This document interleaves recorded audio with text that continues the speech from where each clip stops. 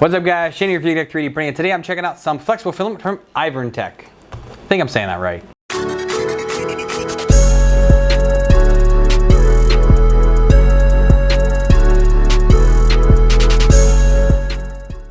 So welcome back guys. So this is Inverntech's flexible filament, and I got in touch with them through Amazon, asked them if I could try out their flexible filament. They said yes. So this is 1.75 millimeter filament. It is natural, 1 kilogram, which looks pretty white to me. And it actually says white. So it says natural on one sticker and then white on another sticker. I don't know. Print temps 190 to 230. Huge range for flexible filament. I've never seen a flexible print for me lower than 230 degrees. That's just personally. Want to see how this one turns out though. Okay, so there's that. It is a non-Ziploc bag, and there is a nice size silica pack in there. Yeah, so this is definitely a white filament, not the natural. I don't know why it says that, but it says natural on this one too, but white on that. But definitely looks white to me, unless natural flexible is white. I don't know. A little bit of translucent, so you can definitely see some color through it. And it is fairly stiff actually for a flexible. Not as stiff as, who was the last one I did? The Pryline TPU that I tested out. Theirs was pretty stiff. This is definitely not that stiff, but it's definitely not as loose as like the Kodak or the Make Shaper or any other ones I've tried, the 3D Printing Canada. None of those were as stiff as this is. So that's actually, you know, it's pretty good for how stiff it is. This might make it easier. So the nice thing about the more stiffer flexible filament is you can print it with a Bowden setup much easier. I've talked about in the past what a Bowden setup is and what a direct drive setup is. I normally print flexible filaments on direct drive printers, but maybe with this one, because of how much stiffer it is, I might be able to get away with it on one of the Bowden printers. I mean, there's only one way to find out to put that on there. I'll try to find some fun stuff to print with flexible filament. Tires, things like that are always fun, and we'll try to make it through a good portion of this. Oh, I didn't mention, the sticker on here is the same as the outside. It says natural, it tells us temperature range. I really want to say 190 is too low. I mean, maybe I'll do a tower and try it out. I've actually never done a flexible tower before. Either way, let's get this on a couple printers and see how it turns out. All right, so the Inverntech white flexible filament worked okay. I didn't really have too many issues with it. It actually extruded very well, very easily. A lot of this was printed on my Fugatech 2020 i3, which has a Aero extruder on it, the E3D Aero on there, which is really, really good for printing fast with flexible filament. I was able to print this at 40 millimeters a second, which is kind of like a record for me, because using the normal Titan extruder on the FT5, I'm limited to about like 20-25 millimeters a second for like this super flexible type of filament. So I printed a bunch of different things, and I did actually run into some issues with some layer skipping on my X-axis. And I think I was trying to move a bit too fast, just because the way, I don't have a Bowden setup on that printer yet, like a Bowden tube that feeds into the extruder, which you're supposed to do when using a Titan or Titan Aero extruder. And what would happen is it pulls the filament, so as it's sitting here, it would give a good yank as it like jumped over to the other side of the X-axis, and this would jar a little bit and cause it to miss some steps. So I did have quite a few benchies with missed steps, and they just completely would shift over, and it would do that a few times and then it would be okay again. But what I did notice is that some of this was wound, I think, a bit too tight. And as I was pulling out filament, it actually was getting stuck between other, you know, layers of the filament, kind of like spooled on here, I should say. So that was like a really weird issue. So I slowed the print down from 100% to 80% of speed, and it went just fine. I think for this, I would need to lower my XY movement speed just for like this particular roll of filament. Or maybe if I had a different, you know, actual spool holder maybe. I have it on there. We're using 2020 extrusion, kind of a little odd job type deal that I wanted to make work. And it works for everything else. It's just this roll kind of gave a little bit of issues. But that being said, everything else still printed just fine. That was the only model, which was the Benchy, that gave me any type of layer shifting. I didn't get on anything else. So weirdness, but yeah, slowing it down did work. Okay, so let's take a closer look and see how these models came out. Okay, so we have my Fugatech coin, which I printed twice. This one was a little bit mishap. I didn't have enough top layers on this or enough infill, so it is really nice and super flexible. but it did not fill in the top layers very well at all. There is some stringing going on. My fan was too high, but over top of the supports, great. No issues with that whatsoever. Everything held up rather well. Again, this little like random string was coming off here. It did have a little bit of issues on some of the overhang here, like this rounded up part on the cog, which I've seen in some other filaments, but yeah, it just wasn't really great. So I went ahead and reprinted it with different settings, and this came out much better. There is still a fair bit of stringing. I did not turn my fan down. I did forget that again, but as you can see, I still have the support on this one. I started peeling some of them off. It actually comes off very easily, which I was a bit surprised on. I did have some issues with the black, different black flex filament that I reviewed recently from Kodak. The support was just held on, like, it just was very, very much attached. But this is the exact same file that I printed that black Fugatech coin in, like with that other filament. And as you can see, this support comes out pretty easily. In here is always a little tough because my fingers are just big and don't fit in there very well. And this I can't get out my fingers. They're just not small enough. Maybe I can. Oh, maybe I can.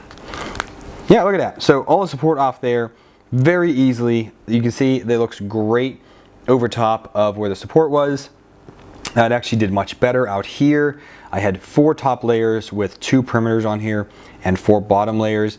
It's still with a 15% infill. This one was only 10 actually. And this is still very nice and flexible, as you can see, but it also looks a million times better. Cleaning this up is a little easy, but I do want to make sure I turn down my fan whenever I do more complex models like this. Then you can reduce a lot of that stringing. All right, now looking at the benchies, you can see both of these have that little layer skip in there. I did have one that didn't have the layer skip in it, but my son just took it as usual because he loves boats for some reason, especially when I print benchies. Either way, they're gone. But it was printing really nice, great first layer. You can see the CT3D XYZ. For some reason on that 2020 i3, because it homes at the bottom right, or the front right of the printer, I end up printing everything backwards. I need to reverse something in the slicer to correct that, but it doesn't matter. It still prints just fine for what I'm doing with the testing. But it's also funny that it, like this model is reversed, mirrored, but yet this is not, because if this was mirrored, it would be backwards. Like it would look like this, but on top.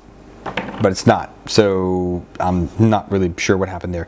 Either way, you can see there's the layer skips in there. Other than that, they were actually coming out to be pretty decent benchies. There was some, you know, issues here, and then the smokestacks on the top, the chimneys, were not the best. They did have quite a bit of issues on there. Maybe I was printing too fast for these, but again, it's just a little something you need to tweak a little bit more. And neither of these had enough top layers. These only had 3 top layers, but they are very flexible, you know. But I mean, you can see it's not even, didn't hold together very well because all those layer shifts. I like printing this out in the flexible filament, this little bracelet here. This actually turned out great. You can see it's extruded very well through all the different parts. It comes back to its form very quickly, you know, and always returns to the same form. So I like that. It fits on nice. So my kids like having things like this. These are great little gifts for people. Just like, oh, look what 3D printing can do. I can make you a bracelet, you know, and scale it up or down for whatever size of the wrist purses you're trying to do. But I mean, if you kind of, so we can zoom in there on these, but these, I mean, the extrusions are really nice on this. It printed, you know, 40 millimeters a second on this in vase mode. No issues at all, so I'm really happy how this came out. So this is a Dyson adapter, and it's supposed to be printed in PLA, and it's just to take your nozzle all the way down to something really, really small. I mean, this is maybe like little, about almost half an inch opening on there. And I printed it at 100% infill because I wanted to make sure it was nice and strong and would hold, like that vacuum should be able to hold on to it. And there is no support, so there is a little bit of, you can see a little bit of stringing down in there. So I'm taking my X-Acto knife and I can kind of just ream that out a little bit. I can make that hole, or I can just run a drill bit through the top of this and clean that as well. You can see a little in there. But it works pretty well. It sucks a little, there's a little bit too restricting for the vacuum because the Dysons are so powerful, but I think if I end up taking that little tab out in there, it will actually be much better. But it actually worked really well, and it's kind of flexible. So you can see I can actually kind of like get it into someplace. I think if I also did this at not 100% infill, do 2 layers with maybe like a 20 or 30% infill, this nozzle would get much easier to bendable, like much more bendable. And I can also make this longer if I need to get like hard to reach places with something, kind of just get in there, like push in with it. So I'm really happy with this. It actually clicks on very well. but I do think I would need to make a little few changes to make it even better. And of course, I printed this top part a little too fast because that's why the extrusions are kind of funny looking up there. The Hodor doorstop came out pretty good. A little bit of stringing in there, as you can see, but it is nice and flexible. This is the same G-code I used for one of the other filament reviews recently on a flexible filament. The walls on it look really, really nice. They actually came out great. 40 milliliters a second again on this. Top layer was awesome. Bottom layer was great. This right here was because it went off the glass a little bit. So there's a little piece here that's a little screwy, but with some side cutters, I can clean that up very easily. And yeah, just a little bit of stringing in there. But overall, this, I mean, came out great and it looks awesome. All right, now for some vases. Again, I like to print vases and all the filaments that I test out just to kind of see how they go. And we'll start with this one, which has all the issues on it. And you can see there's lots of holes in it and everything. You're like, well, I mean, come on, it's vase mode. There's no retractions or anything in there. The filament ended up getting moisture in it, is what I'm gonna think this was. Because once I threw it in the dryer for a day or two, this is the print that came out, which is absolutely perfect. It shrinks and comes back to life very easily.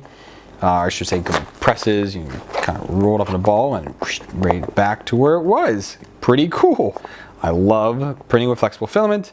And this, again, just worked out great. So once I dried the filament, exact same G-code from doing this was printing this. So as I said before, the flexible filament is very hydroscopic. It absorbs a lot of moisture. After you have it out for a few days, you need to dry it. You can do it in the oven. I have a dehumidifier, or I should say I have a food dehydrator that I have modded in order to be able to use it for drying my filaments. But yes, this was great. 4 bottom layers, single perimeter mode in vase, and I like it. It's really good. So one little project I am working on with this filament is I got this little Lightning McQueen remote control race car for my son for Christmas last year. And it actually runs really well. I'm super surprised about it. This one, I don't even know who made this one. Either way, it works great. The front tires move. It's very fast. We were babysitting a dog, or dog sitting I should say, and he chewed one of the tires. The tires are extremely flexible. I mean, crazy flexible. And I'm like, you know what? I have a 3D printer, flexible filament. I want to make, you know, some of these tires. So I went to Fusion 360, started modeling up the tire, just got a pair of calipers, measured the stock tire that was from it, and drafting up something that's a little bit 3D printable, and I came up with these ones. So the first one I did turned out really, really well, but it was 100% infill, so it's way too stiff and actually was too small. So then I went to this one where I made it a little bit bigger, down my infill a little bit, but I still did 3 perimeters, still too tough. Then I have this one, much more flexible than any of the other ones were, but the top layer did not come out as well as I was hoping. I had to actually put a taper, so the bottom, you know, I drew a C in Fusion 360, and I put a taper on the top one so it wasn't a direct, like, long bridging. Bridging a circle in midair with flexible filament, any filament, it's just gonna print in midair, nothing's gonna happen. It just doesn't work without support, and I'm trying to print these without support. So I went ahead and added a little cutoff here to cut that off, and then just extruded this around as a certain set point. I think these were 36 millimeters wide is what they ended up being from the center point with the calipers. So I was able to get a few done. I'm still not done testing out this file. I don't have a final one yet. These ones are still a little bit too small and make them a smidgen bigger. And I think I'm going to have to down my infill even more, just because it's too hard to get these wheels on. I might make the back a little bit bigger, because the back doesn't really need to hold the tire on. It just kind of needs to be there. And they're also not quite, I can get this on almost on. So my inner diameter is not large enough. The inner diameter of where the hubcap shows through is not large enough. And they're not quite wide enough. I have to make my things just a little bit bigger in order to make them 3D printable and actually make them work on this. Luckily, there is about a 6 millimeter gap between the back of the hubcap, of the wheel hub, and the body of the car. So again, these are like awesome things you can do with 3D printing. Is, you know what, I'm missing a tire, let's make a new one. I'll end up making a bunch of them once I find something that works, and then we'll have a fully extra set so we can like use one of these outside instead of tearing up these ones Now, if I can find more aftermarket ones, I would buy them, but I can just make a whole new set of these. Another thing I want to do with this is once I finally get a model that works, I want to try and add a texture to the outside. Maybe I'll use a file or try to make, like, build into the 3D print actual texture so that it kind of get a little more grip to it and things like that. So many things you can do, so many things that I want to test out, but that is a tale for another day. All right, so that wraps it up for this flexible filament, guys. Inverntech or Inverntech, however you say it, I'm not 100% sure. But I like it. It actually worked out really, really well. I was able to learn a few things with the flexible filament. I learned a lot from other ones, but what I learned from those and other things, this filament just turned out so much better, and it was actually so much easier to print with. I could print at a faster speed, a lower temperature, and I got consistent extrusions using my stock TPU profile that I use for a lot of the other ones that I've done in the past. So I can say nothing but praise for this filament. If you guys want to check this filament out, I'll put a link down to their Amazon store in the video description, and you can go there and check it out. That being said, this filament was sent to me free of charge by Inverntech for the purpose of this review. No money was exchanged either way. They just sent me the roll and said, would you please do a review with it? And I said, yes. Here we are today. Thank you. Thanks for watching, guys. I hope you enjoyed this filament review. If you have any comments about how I do filament reviews, please leave them down below. I'd love to hear from you guys on them. I've gone away from doing time lapses. Some people said they like seeing them again. Let me know what you guys think. I want to hear from you guys, and give the video a thumbs up if you liked it, thumbs down if you didn't, as we always do. And if you guys want to see what's going on my channel, make sure you hit that subscribe button and then hit that bell icon, and you'll get an email notification anytime I upload new content or do a live stream, and you're one of the first ones to know because you're getting an email from it. It's awesome. I think you also get push notifications. I get them on my phone, so that's kind of cool as well with the whole YouTube app, so that's fun. If you guys support me financially, right down below me is a Patreon link. You donate me on a monthly basis there. Thanks to my current Patrons. You guys are awesome as always. If you want to donate to me like a one-time deal or Streamlabs or buy me a coffee down there, or if you just want to, do your daily shopping with some of my affiliate links, down below you can get those links, update your bookmarks with those. A little slice of what you buy comes here to help me on the channel at no additional cost to you. So I thank you guys for just even watching this video, and until next time, happy printing.